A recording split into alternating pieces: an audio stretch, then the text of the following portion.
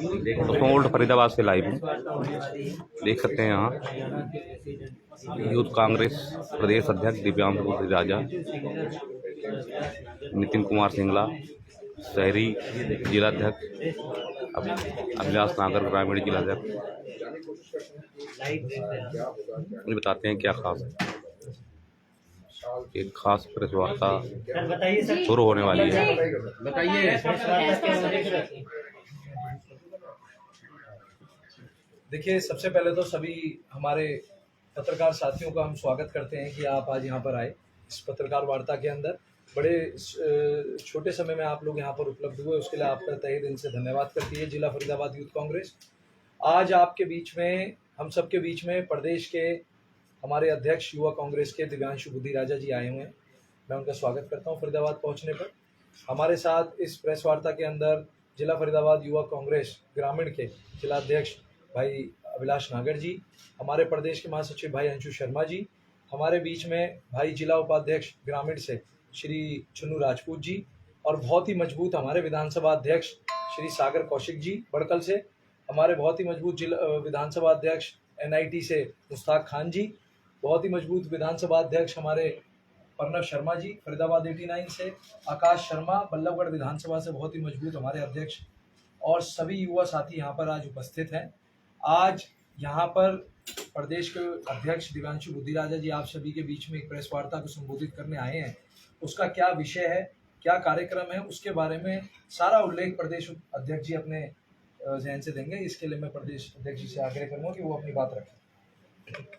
दिव्यांशु जी बताइए। सभी प्रेस के सम्मानित साथियों का स्वागत करते हैं, और हमारे बीच में फरीदाबाद युवा कांग्रेस शहरी के जिला अध्यक्ष हमारे साथी भाई नितिन सिंगला जी, फरीदाबाद ग्रामीण के हमारे जिला अध्यक्ष साथी अभिलाष नागर जी, चुन्नू राजपूत जी, प्रदेश में सचिव अंशु शर्मा जी, हमारे विधानसभा अध्यक्ष साथी प्रणव शर्मा जी, सागर कौशिक जी, मुस्ताक खान जी, आकाश शर्मा जी। आज की प्रेस वार्ता जो आपके बीच में हम लोग पहुंचे हैं, आपने देखा कि पिछले कुछ दिनों में किस प्रकार से देश के अंदर कभी संसद में, कभी सड़कों पर विपक्ष के नेताओं की आवाज दबाने का काम केंद्र की सरकार के द्वारा किया जा रहा है। अभी हाल ही में ये सारा सिलसिला जब शुरू हुआ, हिंडनबर्ग रिपोर्ट जब पब्लिक हुई अदानी मामले को लेकर, और उसके बाद जब कांग्रेस ने, राहुल गांधी जी ने इस मामले को संसद में उठाया, मीडिया के सामने उजागर किया, उसके बाद से राहुल गांधी जी पर शिकंजा कसने की, उन्हें विभिन्न सरकारी एजेंसियों के माध्यम से डराने की कोशिश, कभी उनके घर पे दिल्ली पुलिस की दस्तक भेज के इस मामले को दबाने की कोशिश, उनको डराने की, धमकाने की साजिश इस सरकार के द्वारा की गई। राहुल जी ने लगातार संसद में सिर्फ एक सवाल पूछा कि प्रधानमंत्री नरेंद्र मोदी जी ये जवाब दें कि अदानी जी और मोदी जी का क्या रिश्ता है। जब राहुल जी ने पार्लियामेंट में यह सवाल पूछा तो आपने देखा कि किस प्रकार से हमारे देश की सबसे बड़ी पंचायत की जो वर्किंग थी उसको म्यूट किया गया। पूरे देश में, पूरे विश्व में इस बात की चर्चा हुई, यहां तक कि अंतरराष्ट्रीय चैनल्स ने इसको कवर किया कि first time in the history of India ऐसा हुआ कि पार्लियामेंट को म्यूट किया गया। पार्लियामेंट में जो चर्चा चलती थी वो लोगों तक ना पहुंचे। वो अदानी शब्द से मोदी जी को इतना परहेज क्यों है? क्यों मोदी जी नहीं चाहते कि अदानी मामले को लेकर लोगों के बीच में सच्चाई आए?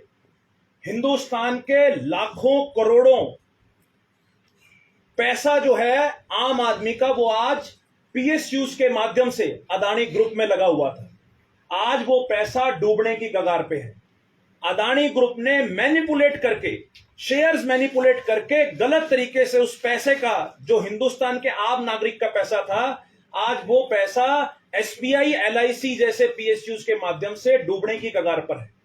लगातार राहुल गांधी जी ने इस मामले को लेकर यह सवाल उठाया कि नरेंद्र मोदी जी अदानी मामले को लेकर JPC का गठन करें, ज्वाइंट पार्लियामेंट्री कमेटी का गठन हो। विपक्ष के नेताओं ने लगातार संसद के अंदर विरोध प्रदर्शन किया, चाहे वो संसद में वॉकआउट करने की बात थी, चाहे सड़कों पर उतरकर काले कपड़े पहनकर विरोध दर्ज करने की बात थी। लेकिन केंद्र की सरकार इस मामले को लेकर चुप्पी साधे हुए है। नरेंद्र मोदी जी, बीजेपी के बड़े बड़े मंत्री संतरी, और हम तो अपने प्रदेश के मुख्यमंत्री की भी बात करेंगे। मैं पूछना चाहता हूं आपके माध्यम से कि क्यों भाजपा के लोगों का इस मुद्दे के ऊपर उनकी जबान सिली हुई है? क्यों नरेंद्र मोदी जी इस मुद्दे को लेकर लोगों के सामने कोई स्पष्टीकरण नहीं दे रहे? क्यों इस मामले को लेकर इवन एक प्रेस नोट भी भाजपा के द्वारा जारी नहीं किया जा रहा? आज ये सवाल लोगों के जहन में है।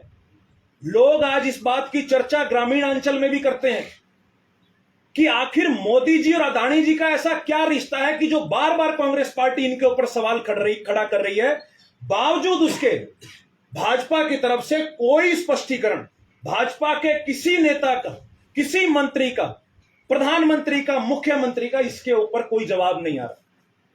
और जब राहुल जी ने यह मामले को लगातार पार्लियामेंट में उठाया तो एक डिफेमेशन 2019 के केस में उन्हें जो सजा हुई हिंदुस्तान के इतिहास में, अगले ही दिन उनको आनन फानन में उनकी पार्लियामेंट से सदस्यता रद्द की गई। इस क्रोनोलॉजी को समझने की जरूरत है। भाजपा वाले लोगों का दिमाग, लोगों का ध्यान गलत दिशा में डाइवर्ट करते हैं। वो कहते हैं कि कांग्रेस के लोग राहुल जी की सदस्यता के बारे में बात कर रहे हैं, लेकिन नहीं, आज हम बात कर रहे हैं अदानी मामले को लेकर।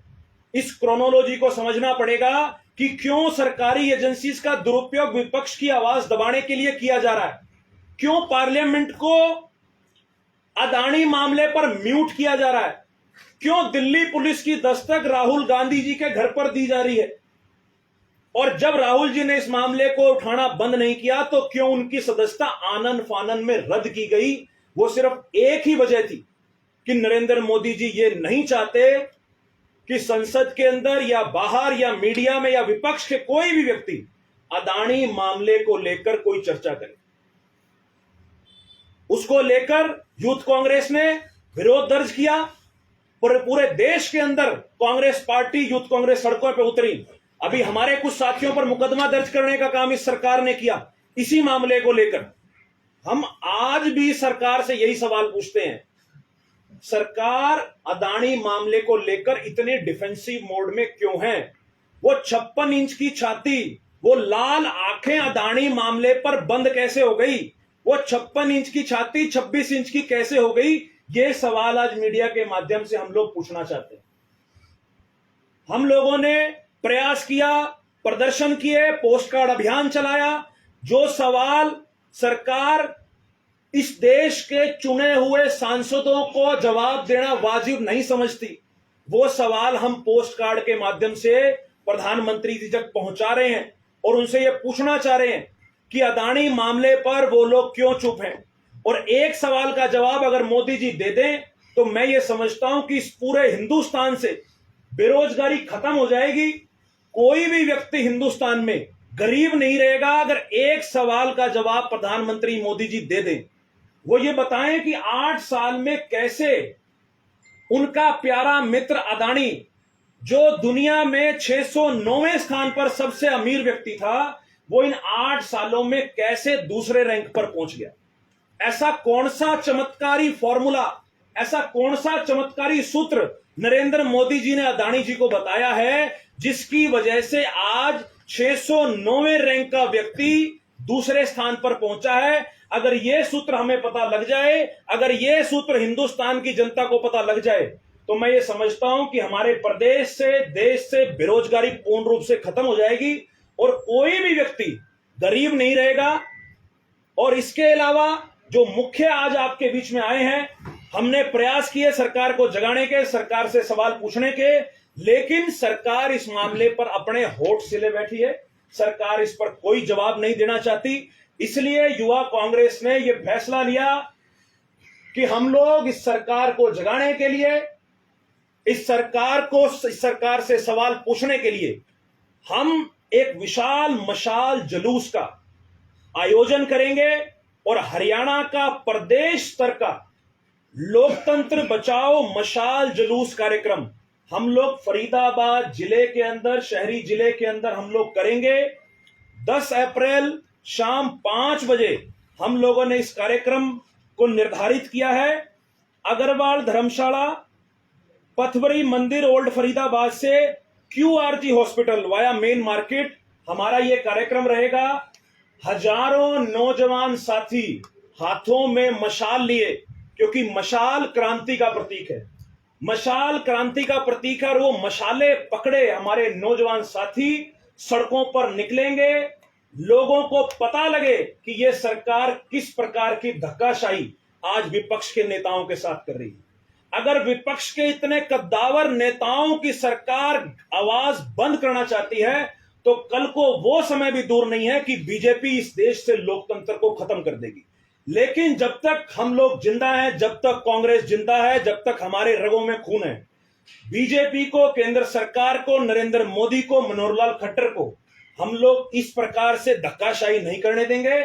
और इस कार्यक्रम में हमारे भारतीय युवा कांग्रेस के राष्ट्रीय अध्यक्ष श्रीनिवास बीवी वो मुख्य रूप से इसमें शामिल होंगे। प्रदेश कांग्रेस के कई बड़े नेता, फरीदाबाद जिले के सभी नेता इस कार्यक्रम में सम्मिलित रूप से शामिल होंगे। और लोकतंत्र बचाओ मशाल जुलूस जब कल फरीदाबाद में निकलेगा तो उसकी चर्चा पूरे हिंदुस्तान में होगी। प्रतिदिन आप देखिए, कल राजस्थान के अंदर युवा कांग्रेस का बड़ा मशाल जुलूस था, परसों हिमाचल के अंदर हिमाचल के मुख्यमंत्री जी ने इस मशाल जुलूस में शामिल हुए और सरकार से सवाल पूछे। इसी प्रकार कांग्रेस पार्टी प्रत्येक प्रदेश में युवा कांग्रेस के बैनर के नीचे हम लोग ये मशाल जुलूस का आयोजन कर रहे हैं। और कल का हमारा मशाल जुलूस फरीदाबाद जिले से निकलेगा और मुझे लगता है कि ये जो क्रांति की मशाल हम लोग लेके निकलेंगे, ये कहीं ना कहीं सरकार के कानों पर असर पड़ेगा और सरकार को अदानी मामले पर जो सरकार चुप्पी साधे हुए है, सरकार को उसका जवाब देना होगा। इस कार्यक्रम को मुख्य रूप से हमारे जिला के अध्यक्ष शहरी नितिन सिंगला जी यहाँ पे आयोजक हैं। फरीदाबाद के बाकी हमारे सभी साथी इसमें मुख्य रूप से ताकत लगाएंगे। हमारे प्रदेश के सभी पदाधिकारी, सभी जिला अध्यक्ष, विधानसभा अध्यक्ष, प्रदेश के पदाधिकरण इसमें शामिल होंगे और इस मशाल जुलूस को ऐतिहासिक बनाएंगे। आप कोई सवाल लेना चाहिए? ये जरूर कहाँ से निकलेगा और कहाँ पे जाकर इसका समापन होगा? देखिए, फरीदाबाद में ये अग्रवाल धर्मशाला, पथवरी मंदिर, ओल्ड फरीदाबाद से QRG हॉस्पिटल तक हमारा ये मशाल जुलूस रहेगा वाया मेन मार्केट। इसमें कौन कौन से नेता जो शामिल होंगे? देखिए, राष्ट्रीय अध्यक्ष श्रीनिवास बीवी जो युवा कांग्रेस के हैं वो मुख्य रूप से शामिल दिव्यांशु होंगे। जी, क्योंकि ये कार्यक्रम हमारा शॉर्ट इंटरवल पर निर्धारित हुआ। प्रदेश कांग्रेस के हमारे सीनियर्स नेताओं से हमारी बात चल रही है। उम्मीद है कि शाम तक उनका कंफर्मेशन भी हो जाएगा और सभी सीनियर नेता इसके अंदर शामिल हो। दिव्यांशु जी, जब रिपोर्ट आई थी निर्मल की, तो अडानी ने कहा था ये भारत पर हमला है जो है, तो क्या अडानी भारत है? यही सवाल तो हम बीजेपी से पूछना चाहते हैं। आपको क्या आज भारत को इन्होंने अडानी के अंदर सीमित कर दिया। अडानी मामले पर सरकार स्पष्टीकरण दे। जेपीसी कमेटी गठन करना किसी का यह मतलब नहीं है कि किसी को कटघरे में खड़ा कर देना या उसको सजा दे देना। एक इंक्वायरी बिठाने की बात कांग्रेस पार्टी लगातार कर रही है। अगर किसी व्यक्ति पर कोई दोष है, अगर किसी व्यक्ति पर कोई उंगली उठा रहा है, तो नरेंद्र मोदी जी और भाजपा क्यों उस व्यक्ति की जांच कराने से भाग रहे हैं? या तो उनके मन में खोट है कि अगर इसकी जांच होगी तो उसका सेक पता नहीं भाजपा के किन किन नेताओं पे पहुंचेगा, शायद इसलिए उसको बचाने का प्रयास भाजपा के द्वारा किया जा रहा है। तो यह पूर्ण रूप से गलत है। इस देश के अंदर संविधान और लोकतंत्र जिंदा है, उसके तहत जो कार्रवाई बढ़ती है। आज से पहले क्या जेपीसी का गठन किसी मुद्दे पर नहीं हुआ? कांग्रेस के टाइम में भी हुआ। तो सरकार इस मुद्दे पर जेपीसी गठन से क्यों भाग रही है? मेरा एक सवाल है कि आप मानते हैं कि जब जब पक्ष जो है अपनी मनमानी तब करता है जब जब विपक्ष जो है कमजोर होता है, तो क्या अपने आप को आप कमजोर मानते हैं कांग्रेस? देखिए, बतौर विपक्ष हमारी ये जिम्मेवारी है कि जब भी जनहित के मुद्दों पर केंद्र में बैठे तानाशाह लोग धक्का करेंगे, हम सड़कों पर निकलेंगे, विरोध दर्ज करेंगे, लोगों को अपने साथ सम्मिलित करेंगे, लोगों को बताएंगे कि किस प्रकार से ये सरकार आपके हितों के साथ धक्का कर रही है। आज वही काम कांग्रेस पार्टी कर रही है। आज इस सरकार में बैठे मंत्री, मुख्यमंत्री, प्रधानमंत्री, इनका जो दिमाग का लेवल है, जो इनका सोचने का स्तर है, वो पूर्ण रूप से ये अपने आप को जमीन से 4 फुट ऊपर सोच रहे हैं। आज नरेंद्र मोदी जी इस मुद्दे पर कहीं अडानी मामले पर ना ही उन्होंने कोई आज तक प्रेस नोट जारी किया, ना ही इसके ऊपर कोई स्पष्टीकरण उनके किसी मंत्री ने दिया।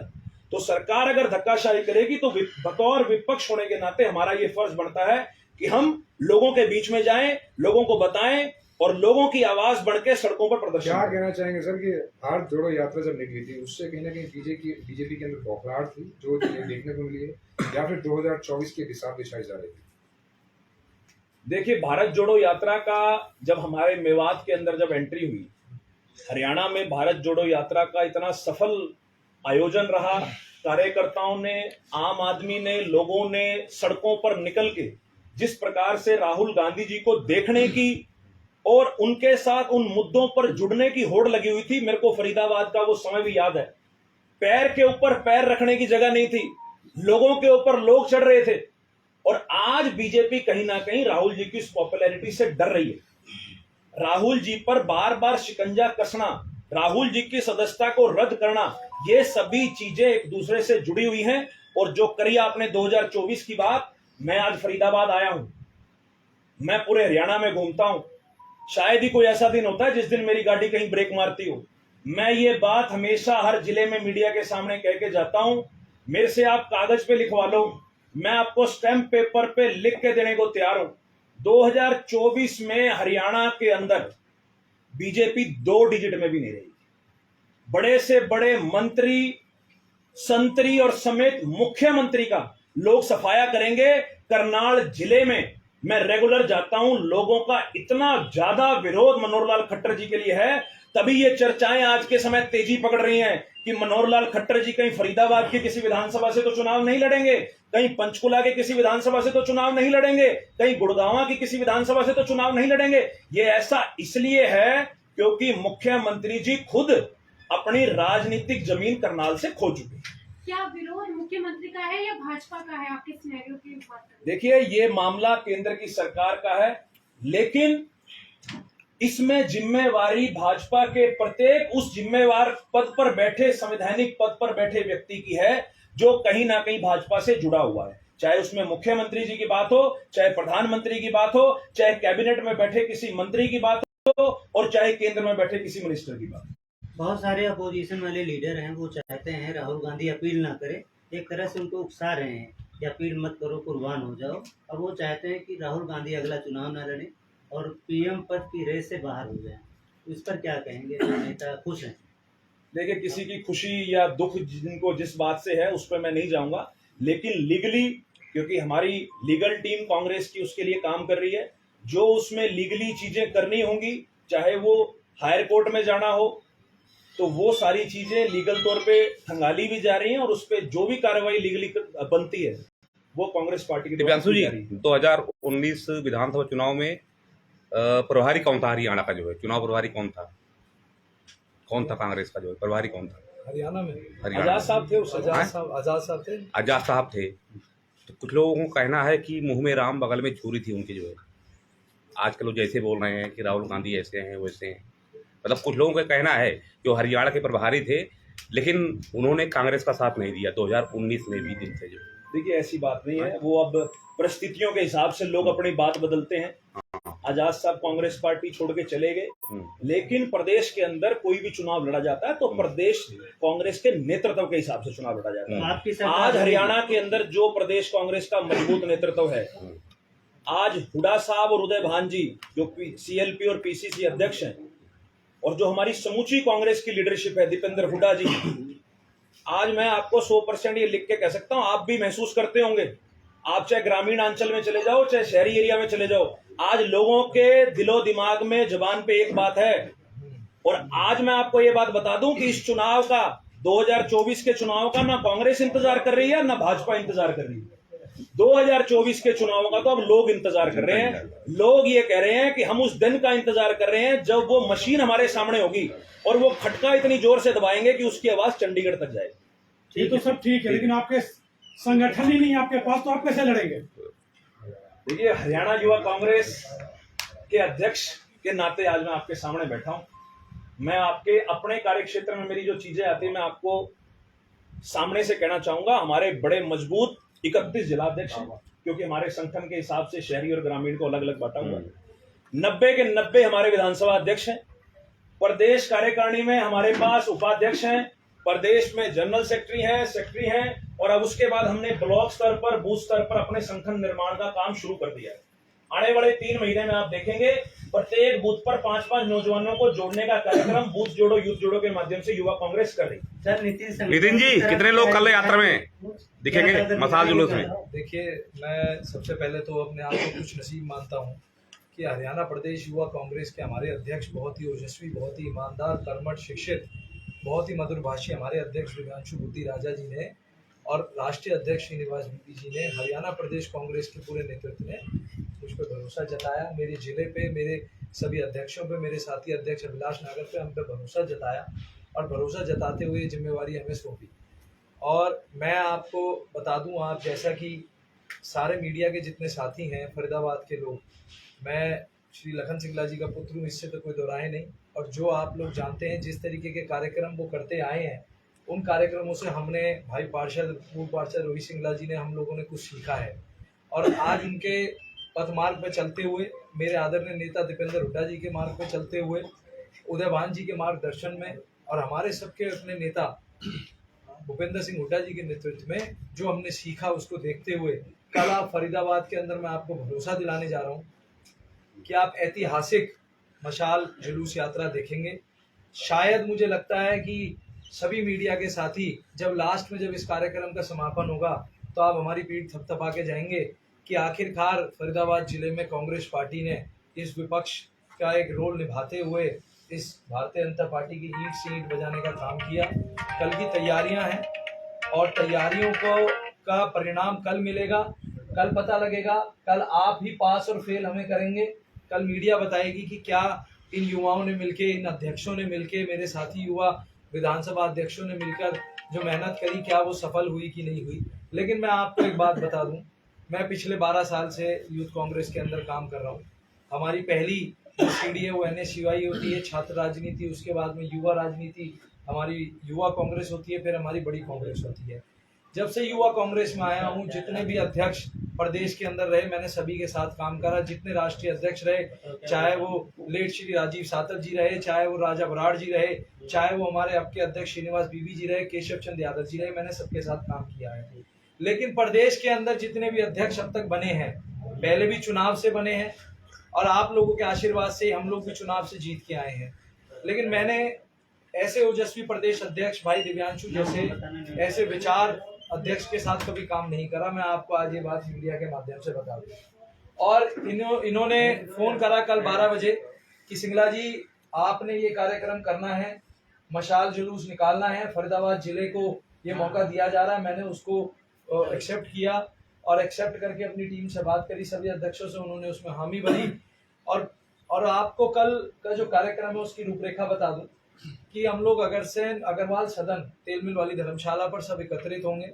हमारे जो कल के अतिथि हैं वो कल हम उनका इंतजार करेंगे। हमने 5 बजे का निमंत्रण सभी को दिया है। हमारी कोशिश होगी कि 5 से 6 के बीच में हम इस यात्रा को शुरू कर दें।